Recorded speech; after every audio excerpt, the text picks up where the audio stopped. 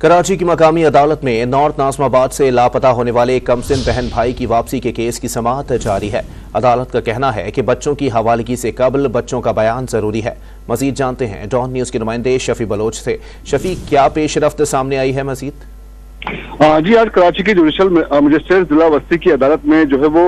दोनों बहन भाइयों को जो है वो पुलिस की जानिब से पेश किया गया और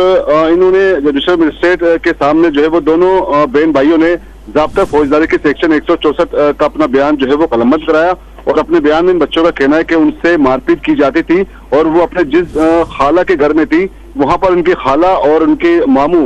उनसे मारपीट करते थे और इससे पहले उन्होंने कहा कि उन्हें किसी ने अगवा नहीं किया कि बल्कि वो खुद इस मारपीट से तंग आकर घर से भागने पर वो मजबूर हुए और उन्होंने अदालत से एक तो ये कहा कि वो अपनी सोनिया खाला के घर जाना चाहते हैं, क्योंकि पहले वो जिस खाला के घर रिहायश पजीर थे दोनों बच्चे और वहां पर उनसे जो है वो काम लिया जाता था, तशद्दुद किया जाता था, जब वो वहां उस घर में नहीं जाना चाहते और अदालत ने बच्चों का बयान कलमबंद करने के बाद जो है वो फिलहाल फैसला महफूज कर लिया है। कुछ देर के बाद इस दरख्वास्त पर अदालत की जानिब से फैसला सुनाए जाने का इम्कान है, जबकि दूसरी जानिब करने के लिए